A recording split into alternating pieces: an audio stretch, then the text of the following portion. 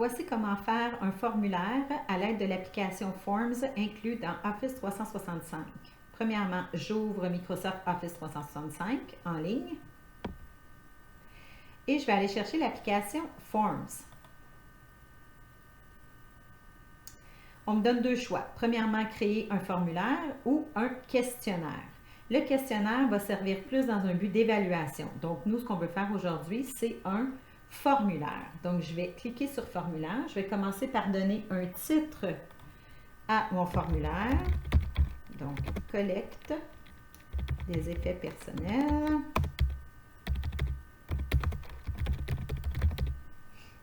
Voilà. Et ici, je pourrais rentrer une description. Par exemple, ce formulaire vous permettra d'identifier les objets,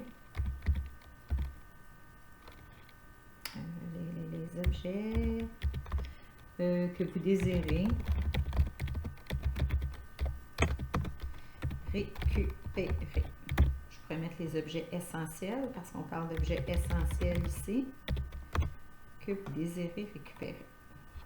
Voilà. Donc ici, en cliquant sur Nouveau, ça va me permettre de formuler ma première question. Je dois savoir que j'ai des choix de réponse différents qui s'offrent à moi. Premièrement, ici, c'est un choix de réponse. Ici, la personne va devoir répondre par un mot. Ici, c'est une évaluation, donc 5 étoiles, un pouce en l'air, un pouce en bas. Donc, on ne se servira pas de ça aujourd'hui. Et ici, c'est une date. Donc, on ne s'en servira pas non plus. Donc, ma première question, ça va être une question à choix de réponse. Donc, ma question, je pourrais dire, par exemple, parmi ces items, lesquels désirez-vous récupérer? Et là, mon premier choix, je pourrais mettre les lunettes. Deuxième choix, ça pourrait être des orthèses. Et là, si je veux rajouter d'autres choix, je vais faire ajouter une option. Je pourrais aller, je ne sais pas, mettre là, souliers et c'est tout. OK, c'est mes trois choix. Donc, ici, si je veux que, disons qu'un parent aurait besoin de récupérer des lunettes, des orthèses, puis des souliers, bon bien ici, je dois mettre plusieurs réponses. Donc, ça permet aux gens d'aller mettre des crochettes à plusieurs endroits. Ici, orthèse. Ça lui permet d'aller crocheter plusieurs réponses. Si j'enlève ça ici, la personne qui va remplir le questionnaire va pouvoir cocher seulement un choix. Donc, c'est pas ça qu'on veut ici. Je veux qu'on puisse en avoir plusieurs. Si je veux rendre cette question-là obligatoire, je dois activer le obligatoire ici. Donc là, je vais aller ajouter une autre question. Je fais nouveau. Et là, je vais dire, bon, ben ça va être une réponse à texte parce que je veux savoir le nom de l'enfant. Donc, je vais écrire quel est le nom complet de votre enfant. OK. Donc, ici, la personne va devoir entrer la réponse. Là, je regarde mon questionnaire et je me dis, moi, j'aurais été mieux de demander le nom avant de demander qu'est-ce qu'il voulait venir chercher. Donc, si c'est pas compliqué, je peux le faire. Donc, j'active ma question. Fait que je vois qu'elle est activée parce que j'ai un cadre bleu autour, puis elle est en gris pâle. Et je vais aller cliquer sur la flèche vers le haut. Donc, on voit que cette question-là, elle est devenue ma question 1 et l'autre, elle est ma question 2. Donc, je pourrais décider d'aller ajouter une autre question tout de suite après la question 1 parce que j'ai réfléchi à mon affaire. Et là, je pense que j'aurais dû demander dans quel niveau est l'enfant. Donc, je vais mettre nouveau. Je vais mettre texte. Et je vais écrire quelle est... non, en quelle année est votre enfant?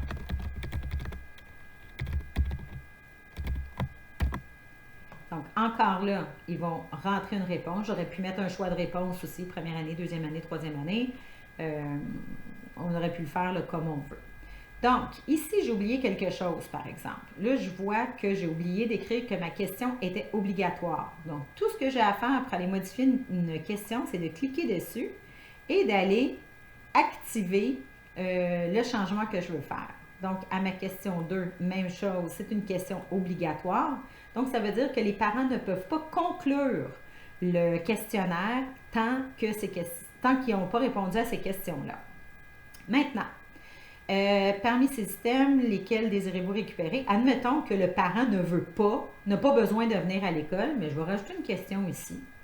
Je vais mettre des choix de réponse encore une fois et je vais leur demander, avez-vous besoin de venir récupérer des articles appartenant à votre enfant?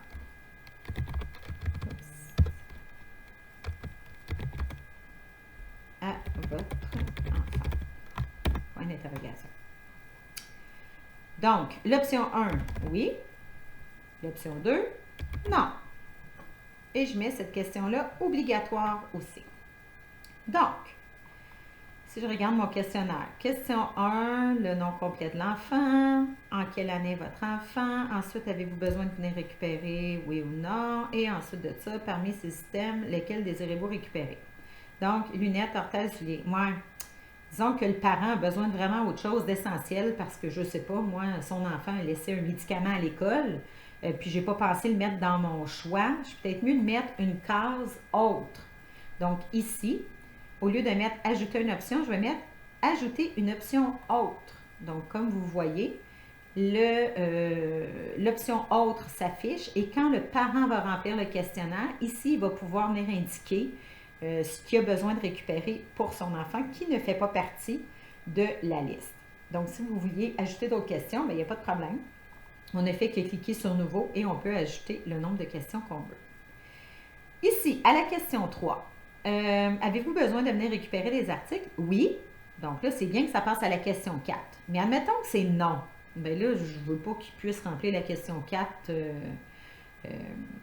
absolument parce que cette question-là n'est pas utile là, par rapport à la question qu'ils m'ont donnée ici. Donc, ce que je fais pour être capable de faire ça, je vais aller dans les 3 petits points ici et je vais faire, oups, désolé, je dois aller cliquer sur la question 1.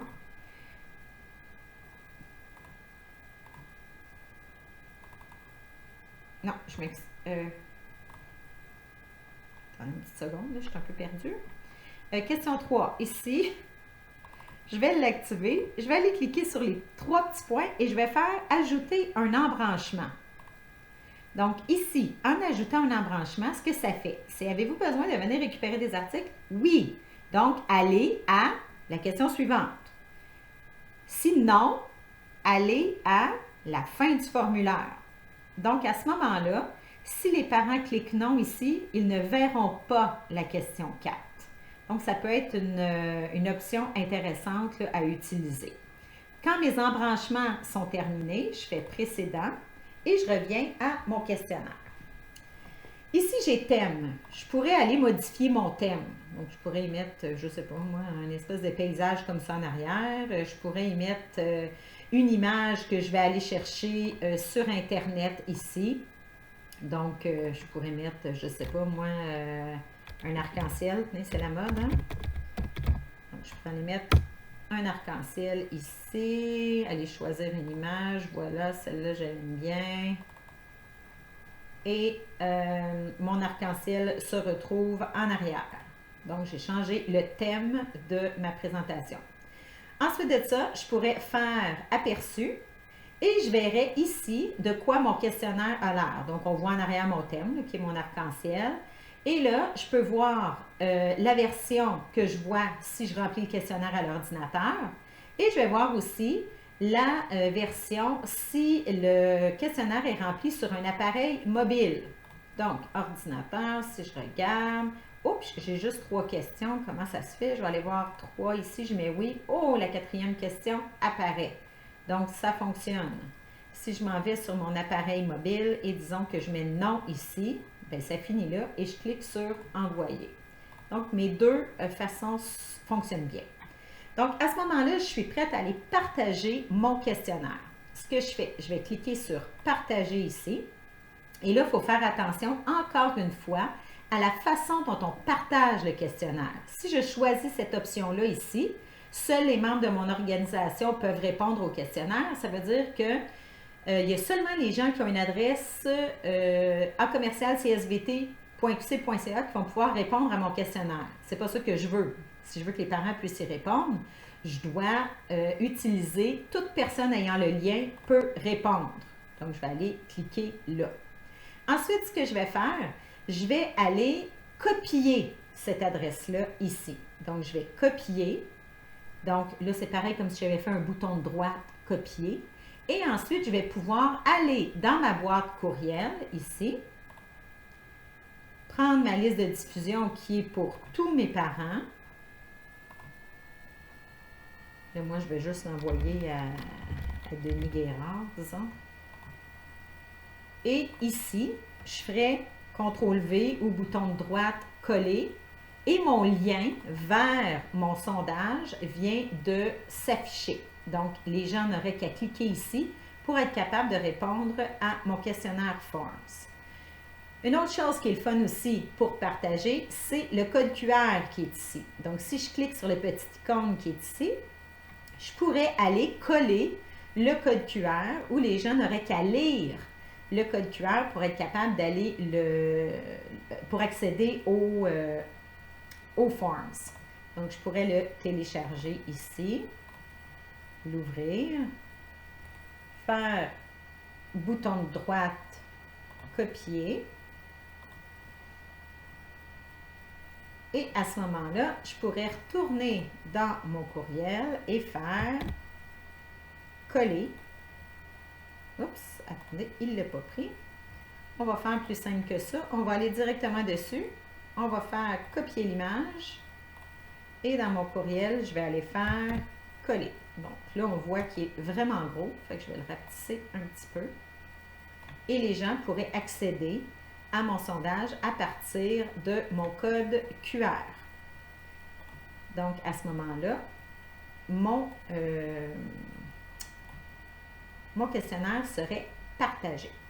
Comment je fais pour aller voir les résultats maintenant? Pour voir les résultats, je dois retourner dans mon application Forms et on voit que mon questionnaire est ici. Si je clique dessus, je vois que si je mets mon curseur, j'ai 0 réponse. Donc, ce que je vais faire, je vais aller dans mon courriel et je vais aller scanner le code QR et répondre au questionnaire qui est là pour être capable de vous montrer ce que ça fait quand quelqu'un lui a répondu. Donc, je remplis mon questionnaire. Voilà. Et je fais envoyer. Donc, maintenant, si je retourne dans mon Forms, on voit que j'ai une réponse. Donc, en cliquant sur l'onglet ici, je vais être capable d'aller voir que j'ai une personne qui a répondu à mon questionnaire. Ça lui a pris 18 secondes pour remplir mon questionnaire.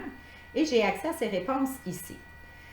Pour être en mesure d'avoir des réponses précises, je vais faire afficher les résultats. Donc, on voit que la personne 1 qui a rempli le questionnaire, c'est le parent de Gertrude Lajoie. La petite fille est en 3e année. Ses parents, oui, ont besoin de venir chercher des trucs, ses lunettes et ses pompes.